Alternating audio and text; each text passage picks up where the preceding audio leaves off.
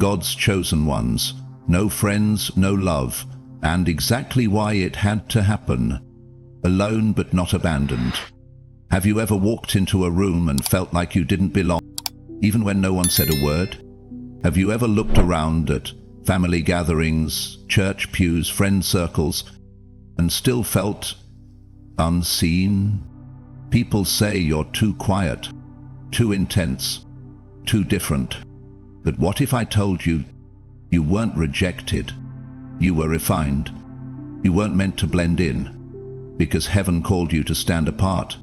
And all this silence, all this loneliness, it wasn't punishment.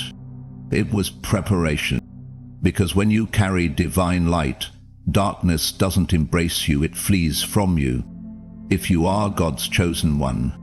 This message was written in heaven with your name on it, set apart in silence. Ariel never liked crowds, not because she feared them, but because something inside her always felt suffocated in them. Even as a child, she knew she was different. While the other kids were playing tag and chasing soccer balls across the schoolyard, Ariel would sit under the maple tree by herself, watching the sunlight break through the branches like heaven was whispering secrets meant only for her ears. Her mother thought she just needed more friends. Her teachers said she was too dreamy, but Ariel didn't feel lost.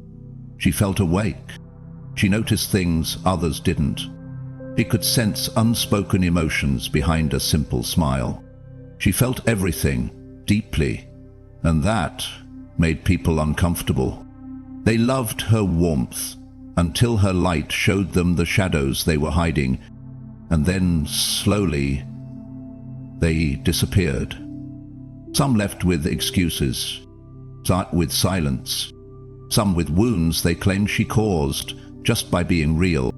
Now 38, sitting on her creaky front porch with a pen in one hand and a mug of cold tea in the other, Ariel stared at her weathered journal, the one filled with half-written prayers and questions that had yet to be answered. Night, she finally wrote the one she'd carried her whole life. Why does everyone leave? No reply came. Only the whisper of wind across the page. Only the moon, suspended in the sky like a soft and watchful eye. She closed her eyes, and the memories returned like a movie reel behind her eyelids. The best friend who ghosted her without explanation. The ex who said she was too much. The church community who welcomed her insight until she started speaking truth they didn't want to face. Ariel had spent years believing she was cursed. But one night, parked alone in her car, fists clenched around the steering wheel and tears pouring, without permission, she heard something. It wasn't audible. It didn't come through her ears.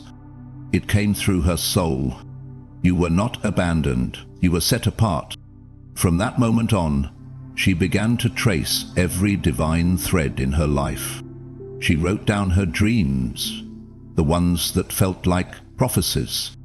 She paid attention to the patterns, the repeated doors that closed just before breakthrough. She stopped forcing connections and started honoring the silence. What the world called isolation, she began to recognize as invitation. God wasn't punishing her. He was pulling her closer. She at once begged to be included. Now, she whispered, "Thanks for being excluded." Not because she didn't crave connection, she did, but because she no longer wanted to shrink herself for it. Something had shifted. She was tired of apologizing for, feeling too much, speaking too deeply, seeing what others ignored, walking away from what most people worshipped. That night on the porch, surrounded by stillness, Ariel did something different. She flipped to a blank page in her journal. No more apologies. No more longing to belong. She picked up the pen and with a quiet resolve, wrote, "Maybe I walk alone, because no one else was called to carry this fire." And for the first time in a long time, she smiled. Not a smile for anyone else, just for her, just for God. A sacred smile, like an offering on the altar of solitude. Because now she understood. Her loneliness wasn't a curse. It was a classroom, a holy wilderness where God trains his fiercest warriors. A divine quiet, where only the chosen can hear heaven's instructions. She wasn't forgotten. She was being forged. She wasn't invisible. She was being instructed. And soon, she would rise not with noise, but with knowing. Not with applause, but with authority. Part 1. Your light was too loud for their darkness. Setting. Small-town church potluck. Folding chairs, soft hymns, plastic forks and passing glances. Ariel brings her famous peach cobbler, but something in the air feels off. Characters. Pastor's wife smiles too tightly. A few church ladies whispering near the sweet tea. God, in the stillness. They didn't say anything outright. No cruel words. No dramatic scenes. Just the kind of silence that stings more than shouting ever could. I remember that Sunday like a dream that tried to be a nightmare but never found its teeth. The potluck was supposed to be friendly, warm, faith-filled. But when I stepped through the doors with my peach cobbler and a heart still soft from worship, conversations paused, eyes glanced, then darted away, and I knew. Again, I was too much for the room. I was called to love. It wasn't new. This feeling of being too something, too spiritual, too quiet, too intense, too deep, as one woman once said, with a laugh that didn't quite reach her eyes. But no one ever said it outright. They didn't have to. Because when you carry light, you don't need to speak for it to be felt. It walks in before you do. And for some, it's too loud, not because you're shouting, but because it reveals. It exposes the masks people wear to hide from themselves. It reflects back what they're not ready to confront. And light like that terrifies the darkness they've grown comfortable in. I used to think I did something wrong, that maybe if I smiled more, stayed quieter, dialed it down just a little, they would accept me. But I've learned something sacred. You don't shrink your flame to make others feel safe in their shadows. Because God didn't set you on fire just to watch you flicker. One woman came up to me later that evening. I'll never forget it. She said, I don't know what it is about you, but when you're around, I can't pretend. She meant it as a compliment, but she couldn't look me in the eye. That's when it hit me. I wasn't hurting people. My presence was pulling truth to the surface. Their tension wasn't rejection. It was resistance. The chosen ones, we don't always get applause. We get distance, avoidance, polite nods and unreturned calls. Not because we're flawed, but because we're flaying. And flame doesn't fit into rooms filled with paper walls. I walked home alone that night. The stars were quiet, but they felt close, like heaven was watching, like someone was proud of me for not shrinking. I asked God why it hurt so much to be avoided, why my love seemed to scare people, and in the stillness I heard it, not with ears, but with the soul. You didn't repel them, your truth revealed them. They weren't rejecting you, they were retreating from me, in you. And just like that, I didn't feel ashamed anymore. I felt chosen, marked, unmistakably anointed to carry what others could not understand, yet desperately needed. So if you've ever walked into a room and felt tension you didn't cause, if your presence shifts atmospheres and you don't know why, if people withdraw from you without reason, let me remind you of something sacred. You didn't scare them, your light did. You didn't fail them, you freed them. Then if they walk away, let them go. They were never called to stay in a room lit by your fire. Part 2. You could carry them, but they couldn't carry you. There was a time in my life when I wore everyone else's pain like it was stitched into my skin. Danny used to cry on the floor of our dorm room about her father. I'd stay up until 3 a.m., listening, holding, praying. I memorized her pain like scripture so she wouldn't have to carry it alone. And it wasn't just her. I became the safe place for everyone. The friend who picked up when no one else did. The voice of reason when their world fell apart. The warm shoulder, the soft words, the anchor in every storm that wasn't mine. But when I needed something, silence. I remember the night my heart broke for the first time. Not from betrayal, not from a man, but from realizing I had become everyone's emergency contact. But no one had mine. They took my light, my time, my energy, and I gave it freely, generously, thinking love meant sacrifice, no matter the cost. Well, the cost became me.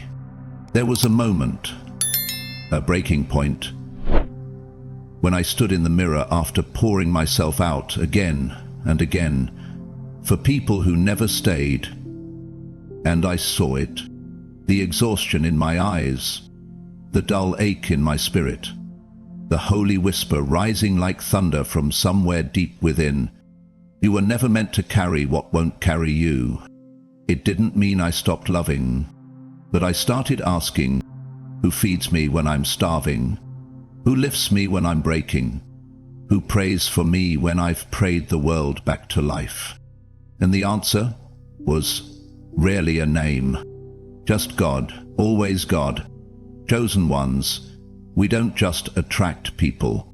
We attract need. Because we look like healing. Because we feel like peace. Because something in us says, you're safe here. But the truth? Not everyone who draws near you is meant to stay. Some are there to drink, not to pour. And that realization, though it stings, is sacred. Because spiritual maturity doesn't just look like loving people. It looks like discerning who's draining you and who's worthy of your overflow. There's no shame in having a big heart, but there is wisdom in learning how to guard it. I had to learn that love isn't martyrdom, that giving doesn't mean depletion, that being available to everyone meant I was abandoning myself. And slowly I let go of needing to be the healer in every room, of needing to prove I was strong enough to carry them all, of the lie that said, you're only valuable when you're useful. I stopped calling people who never called back. I stopped rescuing those who never tried to swim. I stopped giving pieces of myself to people who didn't know how to hold sacred things. And you know what happened? My circle shrank, but my soul expanded. My peace returned, and my fire, it blazed again. Now I walk with a quiet kind of reverence for my own energy. I listen deeper, not just to words, but to frequency. I still love, fiercely, but I don't carry what was never mine to hold. So if you've ever wondered why they pulled from you but never poured into you, if you've ever felt like a well for thirsty souls, but found yourself dry at the end, this is your reminder. You're not cold. You're not selfish. You're learning to honor the sacred within you. Because the truth is, you were born to pour, but only where God has planted thirst and reciprocity. Part 3. Healed in the cave, not in the crowd. They stopped calling. One by one, the voices that once filled her phone with noise and need faded into silence. At first, Ariel thought something was wrong. She searched her memory for what she might have said, what she didn't do. But there was no offense, only obedience.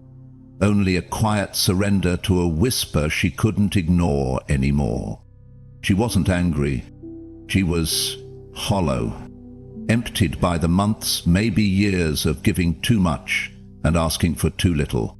She sat in that silence for a long time, long enough for the ache to turn into awareness. There comes a time in every chosen one's life where God doesn't remove the pain. He removes the distractions from facing it. That's what the silence was. Not rejection, refinement. She used to think healing would come from people, through support groups or prayer circles, or someone finally seeing her. But healing didn't happen in applause. It didn't come through affirmation. It came in isolation. There were days she didn't speak to anyone but God, and there were days she didn't speak at all. She didn't know how to explain it to others, that the stillness she feared for so long was now her sanctuary, that she could hear heaven more clearly without everyone else's voices crowding out her soul. What she didn't realize then was this: God does his deepest work in caves no one else wants to enter, not in platforms, not in popularity, but in private. That's where he rebuilt her, where she faced the roots of her wounds, not just the fruit, where she stopped blaming the betrayers and started asking why she opened the door in the first place, where she forgave herself, where she let go of the version of her that thought love meant losing yourself to keep others close. There was no cheering section, no timeline, no audience. Gracious God, just grace, just a sacred kind of surgery that hurt but healed. She learned to pray, not out of panic, but out of presence. She read the word like it was water, wrote in her journal like it was scripture. She cried, she rested, she remembered who she was before the world told her to shrink. And one day, quietly, something shifted. She looked in the mirror, not with shame, but with stillness. The kind of stillness that comes after a storm, when the debris settles and you can finally breathe again. She wasn't angry anymore. She wasn't waiting for anyone to come back, because she knew the crowd couldn't give her what only the cave could. And in the cave, she met the one who never left. If you're reading this and walking through a season where everyone seems distant, if you feel invisible, overlooked, uninvited, maybe it's not the devil attacking you. Maybe it's God separating you, not to hurt you, but to heal you, to remove the noise, to silence the performance, to bring you back to yourself, the self heaven designed before heartbreak rewrote your name. You're not being punished. You're being prepared. And the cave is holy ground. Part 4. You don't date for comfort. You date for cooling. People always asked why she was still single. They asked it gently, but it still stung, as if being alone was a condition that needed to be cured, as if there was something missing, when, deep down, she knew it was something sacred, being protected. Ariel had tried. There were conversations, coffee dates, the occasional spark that lit just enough hope to make the silence after it feel like thunder. But none of them stayed. None of them saw her, not the way God did. They admired her warmth, but didn't recognize the weight she carried. They complimented her beauty, but weren't built to walk beside her burden. And over time, she began to see the pattern. They didn't leave because she wasn't enough. They left because they couldn't match her mission. It's hard to explain this kind of loneliness, the kind where you're not unloved, just unmatched. Because she wasn't looking for a weekend companion or someone to post about online. She was looking for something kingdom-built, a soul that could pray with her, not just play with her, a heart that burned with the same fire, for God, for truth, for purpose. She had felt that fire in herself for years. but trying to connect it to someone else? It was like trying to build a temple on sand. One man told her, "You're too intense." Another said, "You feel like work." But what they didn't understand was that love to Ariel wasn't entertainment. It was covenant. It was purpose. It was sacred. And she refused to settle for comfort when her soul was craving calling. She had already been through too much to fake small talk. If there wasn't spiritual weight behind it, she felt it instantly. If his eyes didn't carry clarity, if his voice didn't echo peace, if he didn't make her spirit rise, not her ego, but her spirit, she already knew she wouldn't be able to stay. So she waited, not passively, not bitterly. She waited by building, by becoming, by learning how to be whole before someone else arrived. She stopped looking at other couples and thinking, when will it be me? Instead, she started praying, God, make me ready for whoever's already becoming. Because now she understood something sacred. A chosen one's partner isn't just a romantic match. They are a divine alignment. Someone whose spirit sings the same melody. Someone whose walk doesn't pull her off path, but pushes her deeper into destiny. That kind of connection takes time. It takes heaven. It takes mutual surrender. And so she waits, not in loneliness, in expectation. Because now she knows when it finally comes, it won't just be love, it will be legacy. If your relationships never seem to last, if people come close, then pull away, if your silence is too loud and your presence too deep, it's not because you're unworthy of love. It's because the kind of love you carry requires a kind of soul most people haven't become yet. You don't date for comfort, dates for calling. And your calling is holy. Part 5, you remember the sting, and you built walls of wisdom. She doesn't talk about him much anymore. Not because the pain is gone, but because the pain taught her what silence never could. There was a time when Ariel believed love would save her. That the right arms, the right words, the right eyes could hold the weight she carried.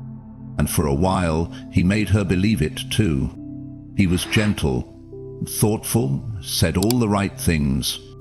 He even prayed with her once. But somewhere between the I love you and the I'm not ready, she learned the most devastating truth of all. Not everyone who enters your heart is sent by God. And not everyone who looks holy carries heaven. He didn't leave with drama. He left with distance, a slow fade, an unreturned text, a strange chill in his once warm voice. And Ariel, who had opened her soul like a sanctuary, stood in the ruins of what she thought was love, wondering how someone could hold so much of her and still walk away untouched. That night, she didn't cry in anger. She cried in recognition. She saw the younger version of herself, the one who thought love meant pouring out without being poured into, the one who ignored the red flags because she didn't want to be difficult, the one who spiritualized inconsistency and called it a season. But God was doing something deeper. He wasn't just exposing the wrong man. He was exposing the wound that let him in. For days, she said nothing, only wrote, "Where did you let him in? Why does betrayal feel like prophecy?" And somewhere in the ache, God whispered, "Because pain that doesn't break you teaches you. And wisdom isn't born from comfort, it's born from fire." So she started to build, not walls of bitterness, but walls of discernment. She learned how to spot manipulation wrapped in scripture. She learned how to recognize lust dressed in flattery. She learned how to feel when someone loved her spirit or just her light. She stopped falling for connection and started looking for covenant. Now, when someone tries to enter her space, she doesn't ask, do they like me? She asks, can they carry what I carry? Can they stand the weight of my anointing? Will they protect what's sacred or play with it? Because pain sharpened her. It didn't close her. It clarified her. So if you're still holding the sting of someone who left without explanation, if you trusted and they used it, if you loved and they drained it, don't let that pain turn to poison. Let it become prophecy. Because every heartbreak heaven allowed was heaven teaching you how to guard your garden. And next time, you won't open the gate for anyone who doesn't carry rain. You are no longer naive, not bitter. It's not broken, but wise. And that wisdom was bought with tears God never wasted. Part 6. God was preparing you, not punishing you. There was a season where everything stopped. No new doors, no answered calls, no opportunities, no clarity, no voice from heaven, just stillness, a silent kind of stretching. And in that stretch, Ariel began to ask the questions only the lonely ever dare to ask. God, did I do something wrong? Am I the one you always pull away from the crowd? Or you hide me?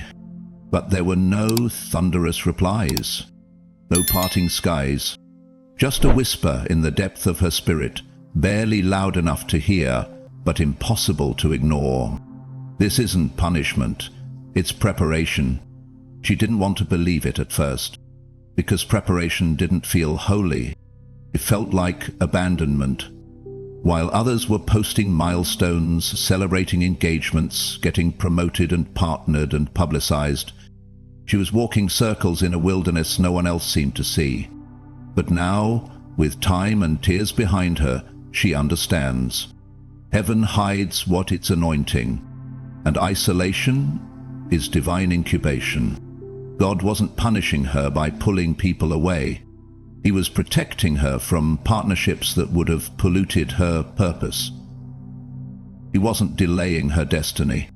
She was developing her depth, because the kind of calling she carried couldn't be rushed. She remembered Moses, how God pulled him into a desert before he trusted him to deliver a nation. She remembered David, anointed in secret, singing to sheep, fighting lions in the dark before he ever touched Goliath. She remembered Jesus, led into the wilderness before he preached one sermon, alone, tempted, strengthened. That's when it clicked. Every great move of God begins in obscurity, so she stopped fighting the silence. She stopped begging to be seen. She started showing up for herself, not to be noticed but to be nurtured. She prayed with no audience. She fasted with no timeline. She worshipped in rooms no one else entered. And slowly, the ache turned to awareness. This is holy ground. I'm not waiting. I'm being worked on. I'm not lost. I'm being led. The pain did, but the perspective changed everything. Every unanswered prayer was redirection. Every closed door was divine shielding. Every delay was sacred construction, because what she was being prepared for couldn't be built in public. And if you're walking through that kind of season, where no one calls, where nothing moves, where God feels close but also painfully quiet, don't lose heart. The silence isn't your sentence, it's your strategy.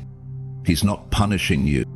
He's positioning you, protecting your oil, maturing your mind, forging your fire. Because when the time is right, what took years to build in secret will be released in one supernatural moment of alignment. And the very thing you thought was a wilderness will be the womb of your calling. For I know the plans I have for you, declares the Lord. Plans to prosper you and not to harm you, plans to give you hope and a future. Jeremiah spaces, but also revealed her divine difference. Part 7. You speak in spirit. They lived in noise. She stopped trying to explain herself. There was a time when Ariel thought maybe, just maybe, if she could put the right words together, people would understand her, why she got quiet around crowds, why she seemed to know things before they happened, why she couldn't stomach gossip or games or glittery conversations with no weight. But no matter how she explained it, they didn't get it, because she wasn't speaking their language. She wasn't speaking to minds. She was speaking to spirits. And that scared people who had never learned to sit with their own. Ariel had always felt like her words carried more than syllables. When she spoke truth, even gently, people flinched. When she asked questions, people paused too long before answering. It wasn't confrontation, it was conviction. And she never meant to offend. But when your voice carries clarity, it becomes uncomfortable for those still clinging to confusion. One afternoon, a co-worker pulled her aside. "People don't know what to do with you," he said. "You're quiet, but it feels like you see everything." He wasn't wrong. She did. Not in a mystical, prideful way, but in a spirit-given sensitivity she couldn't turn off. She could feel tension that no one named. She could sense heaviness in a room even when everyone was laughing. She didn't just listen to words. She listened to presence. She didn't just hear. She discerned. At first, she thought it was a burden, but over time, she realized it was her gift. A holy radar, a spiritual echo, a frequency not meant for the masses, but for the few who are ready to tune in. The problem? Most people aren't ready for depth. They want quick answers, not divine questions. They want sugar, not salt. Noise, not silence. Echoes, not truth. But Ariel, she wasn't built for surface. She was designed to dig. And that meant many walked away. Not because she failed them, but because she called forth something they weren't ready to meet inside themselves. She learned to stop over-explaining, to stop shrinking her depth for shallow approval, to stop apologizing for being the stillness in rooms, addicted to noise. She wasn't hard to understand. She was just speaking a language only awakened hearts could receive. Now she treasures her quiet. She guards her discernment. She doesn't interrupt the noise, she simply chooses not to join it, because she knows her voice isn't loud, it's anointed, and the ones who are meant to hear it, they will. Not with their ears, but with their spirit. So if you've ever been misunderstood for being too deep, if your silence makes people squirm, if you've been called intense, weird, overly spiritual, you're not broken, you're tuned in, and you were never meant to compete with noise. You were meant to cut through it. Deep pause to deep in the roar of your waterfalls. All your waves and breakers have swept over me. They couldn't go with you because they weren't meant to. One morning, she didn't feel the need to explain anymore. No ache in her chest when someone didn't text back. No spiral of thoughts trying to decode why they pulled away. No more praying for people who only visited her heart to borrow strength and leave before sunrise. She just let it go, not in bitterness, but in peace. A peace that didn't need closure. A peace that wasn't tied to applause or understanding. A peace that came from knowing they couldn't go with me because they weren't meant to. It took years to learn that. Years of wondering why friends became strangers. Why love felt borrowed. Why her name was only called in moments of need, not celebration. But God had been pruning her path, not to punish, but to purify. He was never trying to leave her alone. He was trying to make sure that when she walked into her purpose, she wouldn't be dragging dead weight into a living destiny. Every absence had meaning. Every silence was mercy. Every goodbye that shattered her heart was really God whispering, "They can't go where I'm taking you." Now she walks differently. Not harder, but holier. She moves with discernment. She speaks with clarity.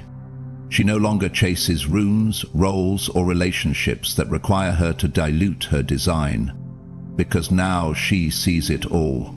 The isolation was insulation. The delays were divine timing. The loneliness, it was never loneliness. It was God's presence, undistracted. Ariel doesn't hate her past anymore. She blesses it. The people who walked away, the seasons that ended too soon, the love that was almost, but not quite, because all of it brought her here, to a life aligned, a soul unshaken, a voice clear. And if you've ever been left behind, if you're watching people rise while you sit in silence, if you're wondering why your love doesn't seem to be received, hear this now. You are not unwanted. You are undeniably anointed, and you were never meant to walk with many, because what's on you is for the few. God didn't hide you to harm you. He hid you to hone you. He didn't let them stay because they would have slowed you down. And when you finally walk into the room you were born for, you'll realize every delay was design. Every tear was teaching. Every no was making room for the one yes that would shift everything. So she breathes, she releases, she rises, and she whispers one final time, "Thank you for the loneliness. It taught me how to walk with heaven